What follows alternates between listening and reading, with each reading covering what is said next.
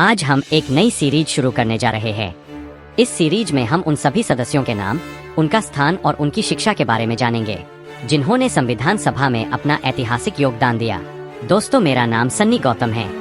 मैं उत्तर प्रदेश राज्य के शहर सहारनपुर के एक छोटे से गांव नाजिरपुरा का रहने वाला एक साधारण सा व्यक्ति हूँ। दोस्तों, संविधान सभा केवल एक सभा नहीं थी, वह भारत की आत्मा गढ़ने की एक प्रयोगशाला थी। जिन फैसलों पर भारत का भविष्य टिका हुआ था। जब भारत आजाद हुआ तो सिर्फ जमीन ही नहीं मिली, बल्कि एक सपना भी मिला, समानता, न्याय और आजादी का। और उस सपने को शब्द देने वाले थे संविधान सभा के ये महान सदस्य। तो चलिए शुरुआत से शुरू करते हैं और समझते हैं संविधान सभा में कौन कौन थे। Article world class. सबसे पहले बात करते हैं डॉक्टर राजेंद्र प्रसाद जी के बारे में, जो इस ऐतिहासिक संविधान सभा के अध्यक्ष थे। डॉक्टर राजेंद्र प्रसाद का जन्म बिहार के सिवान जिले के जीरादेई गांव में हुआ था। उन्होंने कलकत्ता विश्वविद्यालय से शिक्षा प्राप्त की। उन्होंने अर्थशास्त्र में एमए, कानून में स्नातकोत्तर एमएल और कानून में ही पीएचडी की उपाधि प्राप्त की। वे इतने मेधावी छात्र थे कि एक बार उनकी उत्तर पुस्तिका जांचने वाले परीक्षक ने लिख दिया, परीक्षार्थी परीक्षक से अधिक योग्य है। डॉक्टर राजेंद्र प्रसाद संविधान सभा के अध्यक्ष थे और आगे चलकर वे भारत के प्रथम राष्ट्रपति बने। संविधान सभा में उन्होंने एक न्यायप्रिय, निष्पक्ष और संतुलित अध्यक्ष की भूमिका निभाई। वे संविधान सभा की लगभग सभी बैठकों की अध्यक्षता करते थे। सभा के प्रत्येक सदस्य को बोलने का समान अवसर दिलाना उनकी सबसे बड़ी जिम्मेदारी थी। जब बहस के दौरान मतभेद बढ़ने लगते थे तो डॉक्टर राजेंद्र प्रसाद सभा को संयम और मर्यादा में बनाए रखते थे। उन्होंने कभी भी अपनी व्यक्तिगत राय थोपने की कोशिश नहीं की। हर विषय पर लोकतांत्रिक सहमति से निर्णय हो, इसका उन्होंने विशेष ध्यान रखा। प्रारूप समिति और अन्य समितियों की रिपोर्टों को सभा में प्रस्तुत करवाना और उन्हें पारित कराना उनकी प्रमुख भूमिका का हिस्सा था। 26 नवंबर 1949 को जब भारतीय संविधान को औपचारिक रूप से स्वीकार किया गया, तब डॉक्टर राजेंद्र प्रसाद संविधान पर हस्ताक्षर करने वाले पहले व्यक्ति बने। वे संविधान को केवल कानून की किताब नहीं, बल्कि एक नैतिक दस्तावेज मानते थे जो देश के भविष्य को दिशा देता है।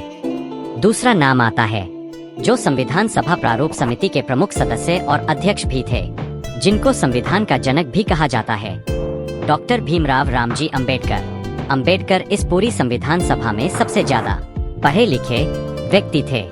उनका जन्म 14 अप्रैल 1891 को मध्य प्रदेश के महू में हुआ था। उन्होंने बॉम्बे विश्वविद्यालय से अर्थशास्त्र में बीए की डिग्री प्राप्त की और आगे चलकर अमेरिका के कोलंबिया विश्वविद्यालय से अर्थशास्त्र में एमए तथा पीएचडी की उपाधियां ली। बाद में वे लंदन स्कूल ऑफ इकोनॉमिक्स गए, जहां 1922 में बैरिस्टर कॉमन लॉ की डिग्री ली और वहीं एमएसी तथा डीएसी भी पूरा किया। अंबेडकर एक उच्चतम शिक्षित विद्वान, अर्थशास्त्री और समाज सुधारक थे। वे स्वतंत्र भारत के पहले कानून मंत्री बने और संविधान प्रारूप समिति के अध्यक्ष के रूप में भारतीय संविधान के निर्माता थे। तीसरा नाम आता है सैयद मोहम्मद सादुल्ला। उनका जन्म 21 मई 1885 को असम की राजधानी गुवाहाटी में हुआ था। उन्होंने पहले गुवाहाटी के कॉटन कॉलेज से शिक्षा ली और 1906 में कोलकाता के प्रेसिडेंसी कॉलेज से रसायन शास्त्र में स्नातकोत्तर की डिग्री हासिल की। तत्पश्चात 1907 में गुवाहाटी के अल लॉ कॉलेज से कानून की डिग्री बीएल प्राप्त की। सादुल्ला असम के पहले प्रीमियर 1937 से 1946 तक रहे और ब्रिटिश सरकार ने 1928 में उन्हें नाइटहुड से सम्मानित किया। संविधान सभा में वे मुस्लिम लीग के एकमात्र सदस्य थे और प्रारूप समिति में चुने गए।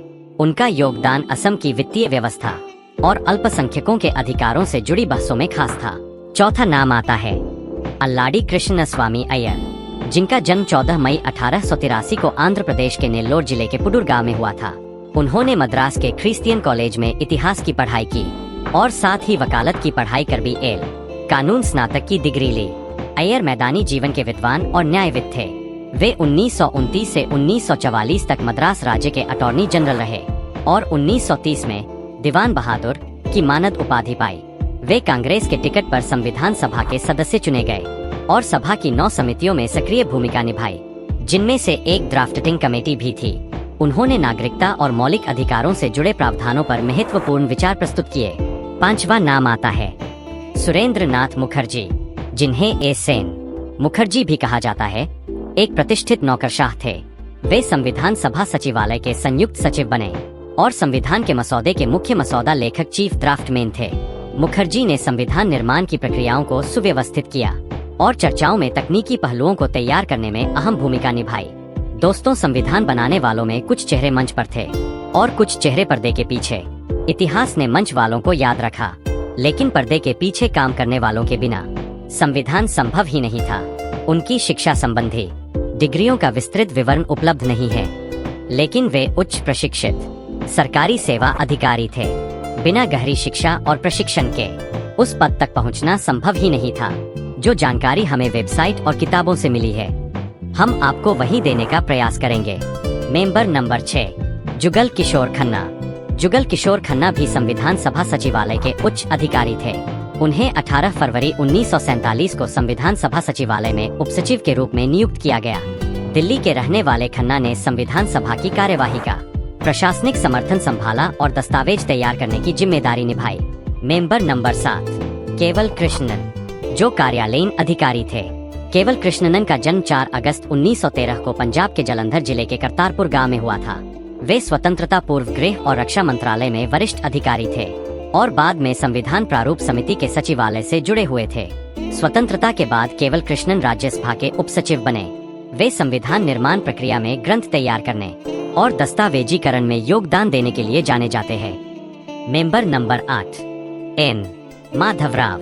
उनका जन्म 8 जून 1887 को आंध्र प्रदेश के मसूलीपट्टनम, तत्कालीन मद्रास प्रेसिडेंसी में हुआ था। उन्होंने शिक्षा नोबल कॉलेज मसूलीपट्टनम से प्राप्त की और मद्रास के गवर्नमेंट लॉ कॉलेज से कानून की डिग्री ली। एन माधवराव मैसूर राज्य में 1941 से 1946 तक दीवान प्रधानमंत्री रहे और स्वातंत्र्योत्तर आरंभ में वे संविधान सभा के ड्राफ्टिंग कमेटी के सदस्य भी बने। प्रशासनिक ज्ञान एवं विद्वत्ता के लिए विख्यात एन माधवराव ने गांवों की पंचायत व्यवस्था तथा रियासतों के संवैधानिक एकीकरण पर विशेष बल दिया। दोस्तों, ये सभी मेंबर संविधान प्रारूप समिति के प्रमुख सदस्य थे और सदस्यों के बारे में जानकारी के लिए ऐसी ही संविधान और भारत के महान विचारों से जुड़ी ज्ञानवर्धक वीडियो देखने के लिए आपका अपना YouTube channel article world class को सब्सक्राइब कर अभी सदस्य बनिए और इस वीडियो को अपने दोस्तों के साथ साझा जरूर कीजिए, क्योंकि संविधान केवल पढ़ने की चीज नहीं बल्कि समझने और जीने की चीज है। भाग 2 जल्द ही आएगा। जय हिंद, जय संविधान।